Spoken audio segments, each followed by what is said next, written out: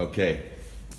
What I'd also like you to do is go along this wall, and on the very top of the wall, on the top of the plate, I want you to mark the center lines of all these studs. This is the wet wall that's in between the two coolers. I want you to mark those studs so that when we mount stuff to this wall, we know where the studs are, okay? Here's a good video of what's happening inside this wall. We've got our rough in for our slop sink there. We've got our rough in for our big sink. We've got all of our water lines are all roughed in here. They come up, everything's far enough back with the exception of this one piece that we shouldn't hit anything. Moving on up, gas line is fine. One other thing you can do here too, Greg, is up there at the ceiling, I want you to put 3/4 steel strap on that pipe there and another on the 2-inch where the clamp is come undone, okay, on the 2-inch gas line. All right, I am gonna probably send our guy over here today. And what I want him to do is I want him to go through and pull down any of the old nails, screws, clips, stuff like that, strapping, cords. The electrical boxes, the duct work, and the wiring all stay in place, but everything else needs to be kind of cleaned off of that ceiling. Okay, so all of those little bits of plastic and nails, staples, that kind of stuff, I'd like to get that all cleared out. I may not send them over that way today, but there's a potential that I will. Okay, so just be ready for that too. Okay, Greg, I'm down here at One Fish, Two Fish.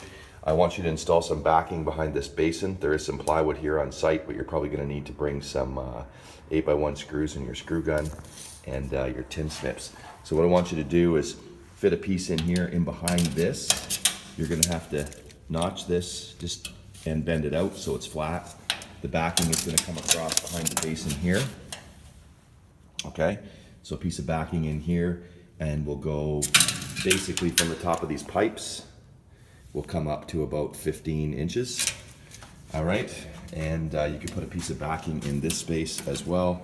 Same thing from about the top of the pipe up about 16 inches. Okay, so we need backing put in there. That should be good. I also want you to cut a piece of steel stud that goes across here, just like I did this one. Put it above the trap primer, right across here. And don't forget to bring your tin snips and some sheet metal screws, because I want them to make us an access panel for this spot here.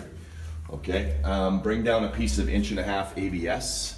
You only need about 6 or 8 inches of it, it's no big deal. And a glue pot. I just want you to extend this drain pipe up through the hole that I have drilled for you, and just dry fit a cap on that. Okay, another thing I want you to do too is right here, this is the bathroom exhaust fan. Back here, here's our hole.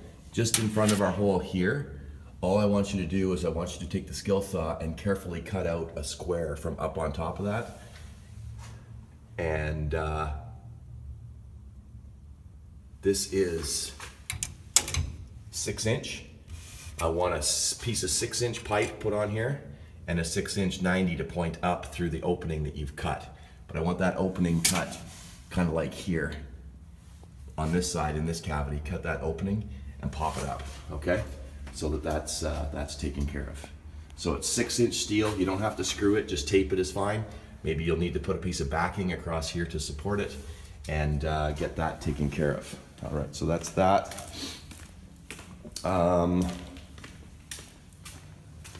That's it. Okay, so the other thing that can be done in here too is if you bring the pickup truck down or the work van, it doesn't matter because there's room. I want all this stuff mucked out. This is all the stuff that's at the front of the store. Leave a garbage can on site, please. Maybe bring 1 or 2 new ones down here for the job site. And but all this stuff, including those strips of plywood, once you're done with them, you can move those back to our shop. So all of that stuff gets munged out. All right,